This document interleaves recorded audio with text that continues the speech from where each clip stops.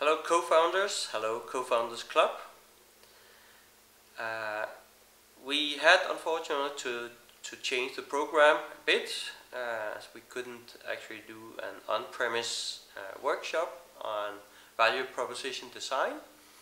So the best alternative to that was actually to do an online session to walk you through the new book Value Proposition Design in the Lean Startup series. So the outcome has been that I'm recording this session. That also allows you to go through it a couple of times if you find it that valuable. I hope so. And surely we will be setting up an on-premise meeting for Co-Founders Club very shortly. So I hope this online session will be helpful to any one of you who's currently a co-founder or running a startup or part of a startup.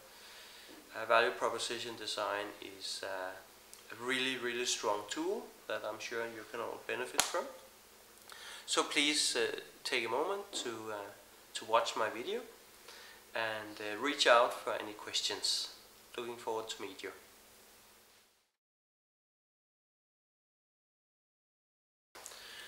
Hi, I'm Lars Ling. If you're watching this video right now, you are somebody who's obviously exploring the best way to iterate on your ideas at the lowest possible cost in shortest possible time. And that's exactly what a new book in the Lean Startup series, Value Proposition Design, aims at explaining. So is Lean a new buzzword? No, of course not. The term was first formalized 24 years ago. And it's based on half a century of maturity from the manufacturing world, and later the same general principle came out as part of the discovery-driven planning. It's a methodology that assumes that parameters in your plan may change as new information is revealed.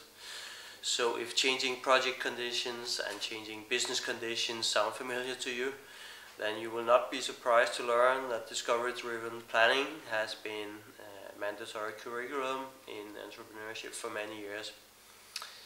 So now we call it the same overall theme for lean startups, and the latest publication is here. In the rest of the video today, I am going to give you 3 key takeaways that can help you to get started on your value proposition design. And since successful entrepreneurs are highly action oriented, then so is this video. So actually the actions you need to take will be presented to you in short separate videos, no longer than 1 to 2 minutes each roughly. And the video you are watching right now is an exception, but it will introduce you to how you can become lean in your value proposition design without allocating your entire team for a week or 2 or whatever it takes to implement lean. So by following a simple online interactive guideline, I claim that you can easily become lean on your value proposition design. Each of the videos that is part of this package is intended to give you ideas that you can put to work immediately, even when your situation is uncertain. So let's kick off. Most of you would be familiar with the business model canvas. It came out of the publication Business Model Generation some years back. And the book and the app and everything around it describe the creation of business models. And now it's time to take the next step into the design of value propositions. And if you get started the wrong way on doing this, then it becomes a guideline to burning cash and communicating poorly and spending your short life building stuff that nobody really wants. So if that's not what you're looking for, then simply turn the book around and get started in the right way. I'm going to jump over to the computer to walk you through the process at a high level, and I will be right back.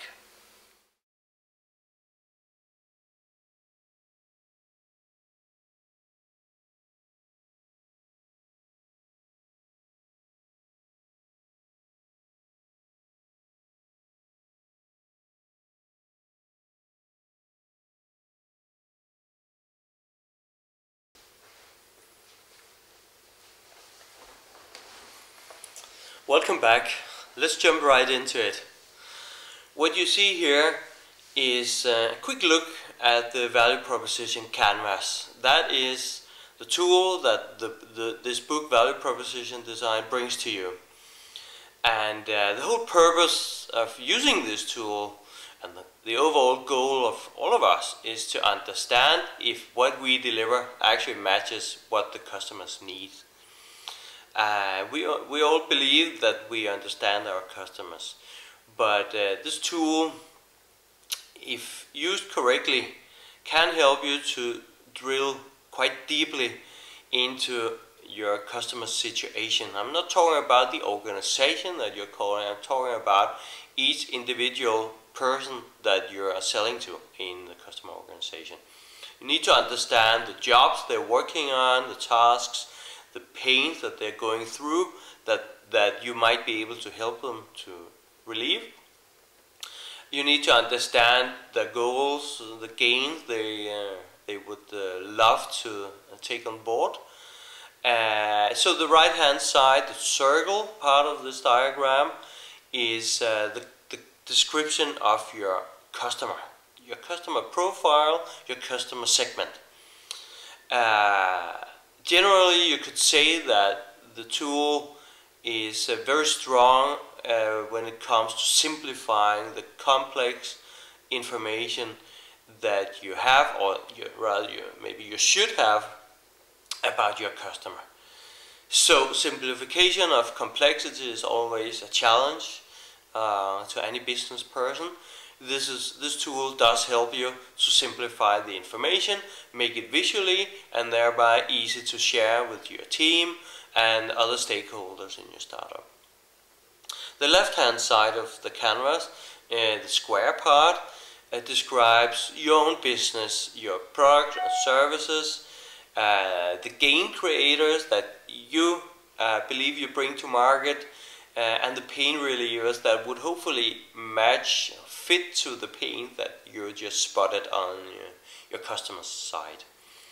So after filling the canvas, you will be ready to start connecting the dots, compare your value proposition to your customer's needs, and see if there's any gap. At the end of the day, the overall purpose of this book is to check for fit between your offerings and the customer's needs. That's what it's all about.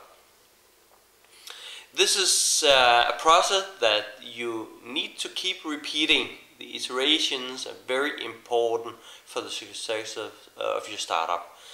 All the way from your seed stage, where you work on ideas and early prototypes. You are at a paper level usually.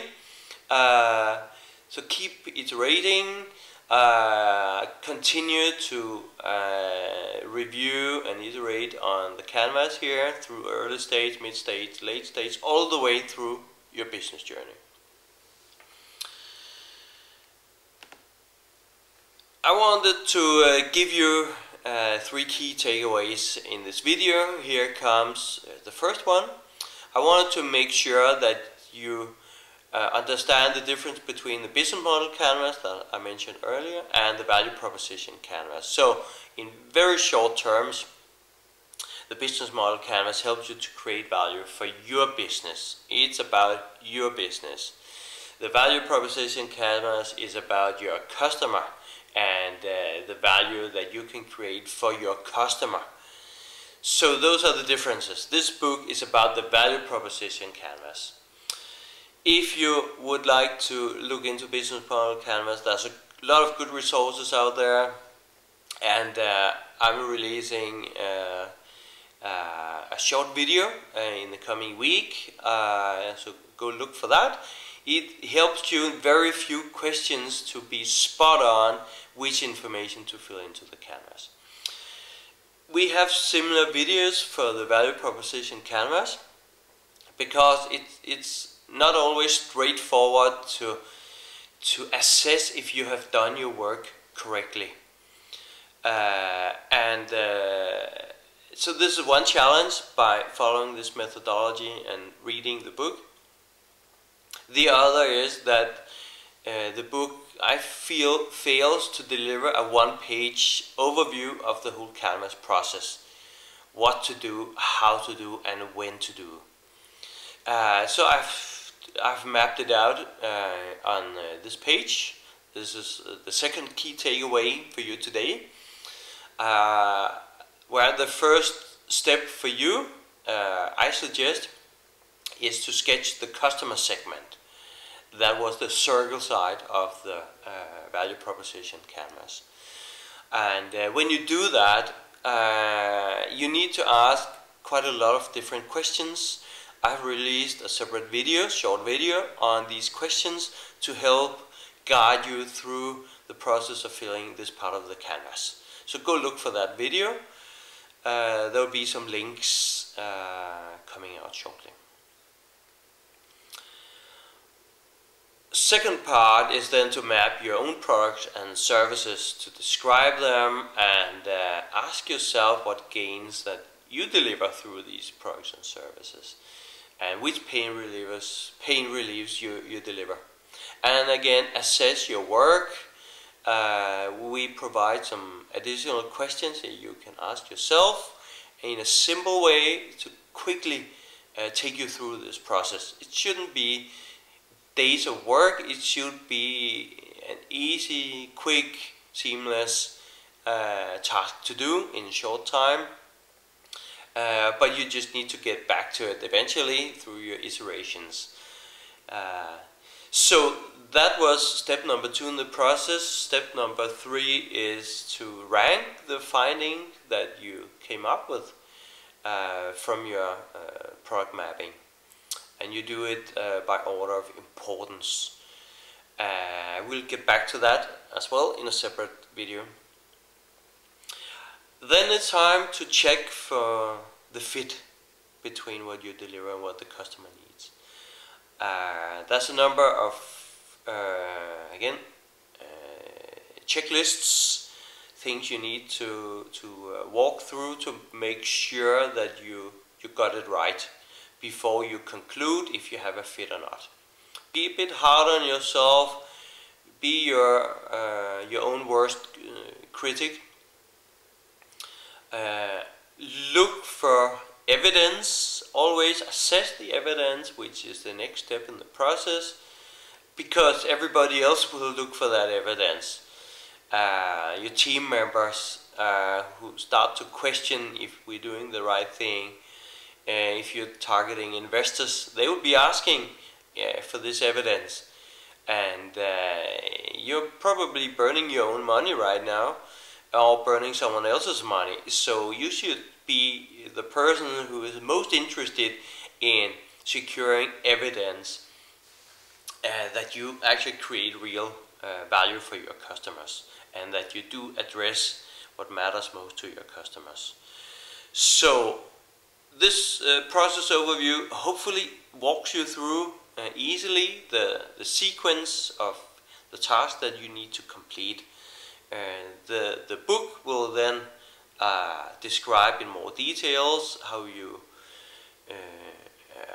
you should get started on this, and as I mentioned, I have a number of videos simplifying the process of asking the right questions to make sure that you do drill deep enough into these details. The third key takeaway that I want to give you today is that this is all about search for fit, as I've mentioned. I keep repeating it because what's the whole point of this? I mean, we're doing fine, we just landed a couple of customers, you know. Do we need to bother about this? What's the value of this for us? Why should we invest precious time? And we're out of time constantly. Why should we be doing this? Because it helps you to nail the evidence, which I just said. Make sure that you can put evidence on the table.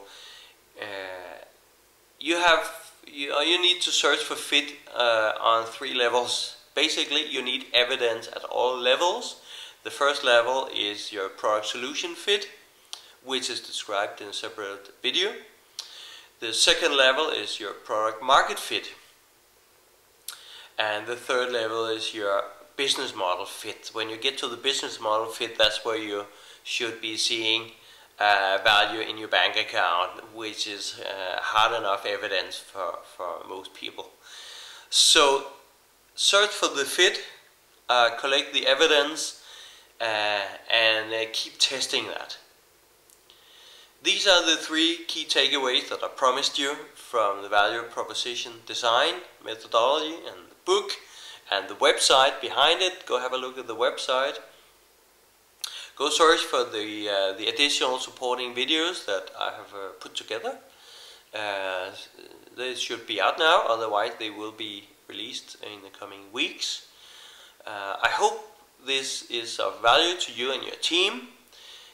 You might watch it and discuss this with your team, otherwise you would probably not be aligned.